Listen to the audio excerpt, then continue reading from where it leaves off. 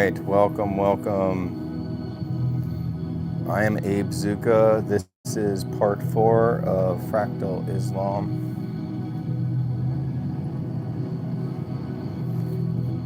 These are writings written by me, read by me. You can check out my art at zuccagallery.com. Google the name Abe Zucca, see what comes up. If you happen to be in downtown Phoenix, you can check out my gallery at 1301 Grand Avenue. What is Fractal Islam? Ask yourself that question during these readings. I know it may seem boring to hear someone read a book, but this is just what I'm doing until people start getting on here and asking serious questions, or good questions, or interesting questions. I care more about a conversation than droning on reading.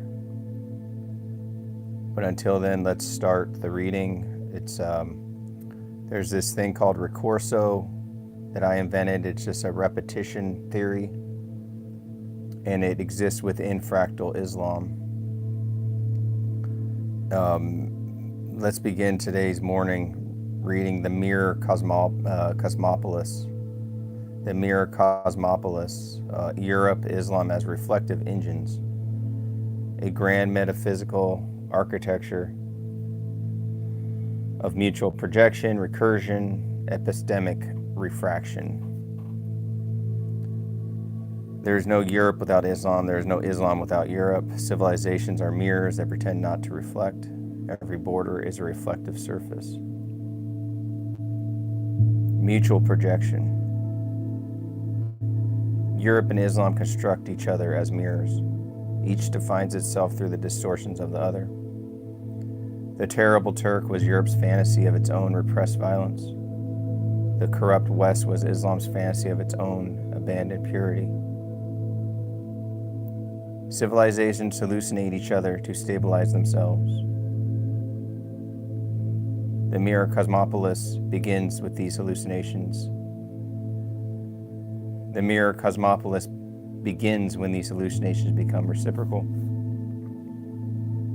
In this system, neither sides perceive the other. Each sees only its own conceptual silhouette. Recursive alterity. The other is never encountered, the other is always rendered. Islam becomes Europe's anti-self. Europe becomes Islam's spectral rival. The recursive loop produces the illusion of civilization's differences, while masking shared metaphysical anxieties. Every critique of the other is distinguished. Every critique of the other is a disguised critique of the self. The Mirror Cosmopolis is a structure of reflection without originals. Symmetry and asymmetry. Europe and Islam reflect each other's symmetricality. Europe and Islam reflect each other symmetrically in imagination, but asymmetrically in power. The mirror is even, the world is not. Europe flows one way, fantasies flow both ways. The Mirror Cosmopolis reveals the symmetry of representation. The Mirror Cosmopolis reveals that symmetry of representation hides asymmetry of force. Thus, critique must move from mirrors to mechanics. Please like and follow. I am Abe Zucca. You can check out my art at zuccagallery.com. I am a writer and a painter in downtown Phoenix. This is a series called Fractal Islam. We will proceed on the axioms of entanglement. Europe and Islam are historically interwoven, not opposites but co-producers of shared Mediterranean epistemic fields. Andalusia is the Eurozone of entanglement, the mirror city before the mirrors. The Crusades, like postmodern theory, are forms of reflection as violence. Modernity is the fracturing of an order. Modernity is a fracturing of an older cosmopolis into rival self-mythologies. Ricorso restores the entanglements as cosmological truth. The mirror engine. The mirror cosmopolis operates as metaphysical engine. Europe critiques itself through Islam. Islam critiques itself through Europe. Each uses the other as a symbolic prothesis to repair internal fractures. The mutual usage is not dialogue but parallel monologue. Yet in the friction of projection lies the possibility of new cosmology. Ricorso's ultimate gesture is to replace projections with reciprocity, mirrors with windows, reflections with recognitions. The Miltonic reverberation, Arab, Muslim reception, hermeneutic politics, orthodoxy, and mythic appropriation. Every text enters the world twice, once when it is written and again when it is claimed. Paradise Lost is not read, it is contested. Readers do not need Milton, they invent him. The East is never merely an audience, it is an interpretive force field.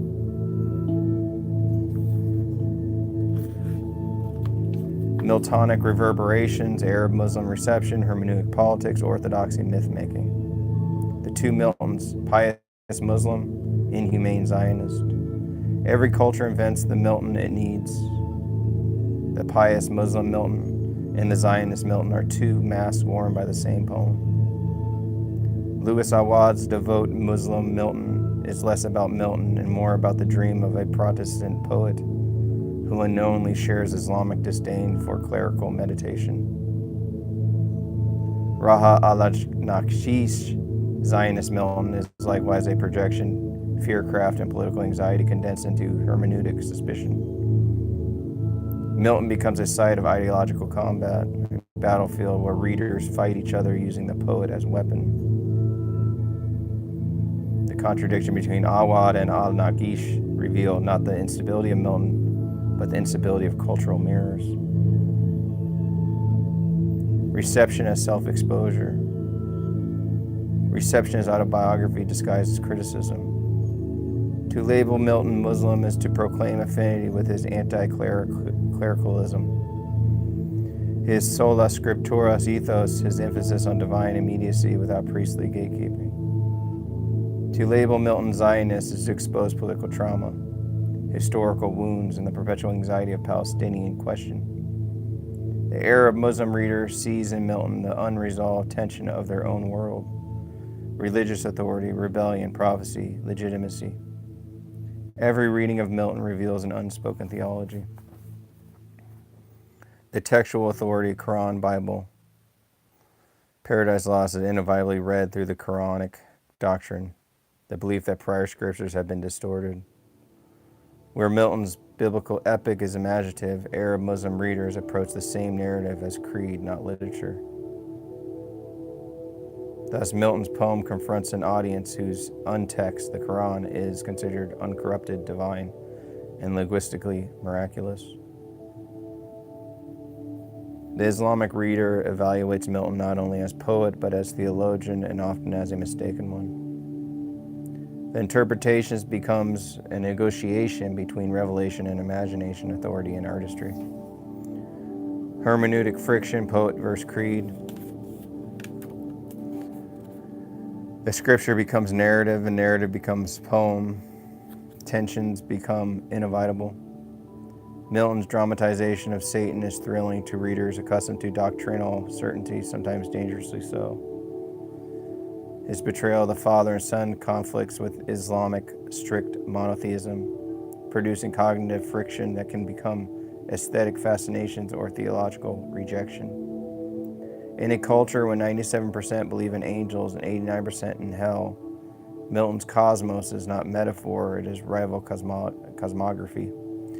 Paradise Lost becomes a parallel apocalypse, a competing map of unseen worlds. Translations as world-making, Enani, Egypt, linguistic gateways. Translation is not transfer, it is rebirth. Anani's Arabic Milton is a new poem with its own destiny. Arabic Paradise Lost enters a linguistic universe shaped by Quranic rhythm, classical Arabic rhetoric, and certain centuries of theological nuance. In Egypt, the hub of Arab language translation, the poem becomes a civic object shaped by institutions, censors, markets, and revolutions. When Anani's translation bears Susan Mubarak's photograph, the poem acquires political biography. Thus, the translation reveals what neither critics nor poets can control: the state as co-translator. Axioms of political atmosphere, Arab Spring, literary upheaval. Poems do not enter neutral air. Paradise Lost arrived in Egypt as the state collapsed.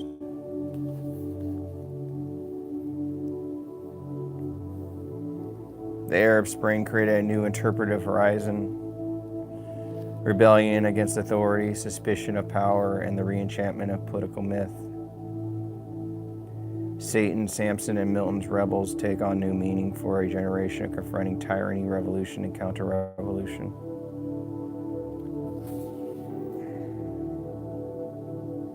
Street graffiti depicting a serpent becomes an unintended commentary on Milton's Eve and Satan.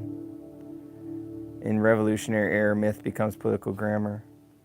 Censorship, taboo, and hermeneutic danger. In regions where text can cause riots, literature is never merely literature.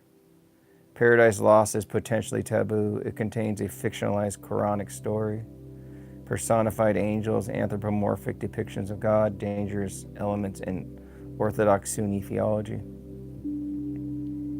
Arab history holds many parallels.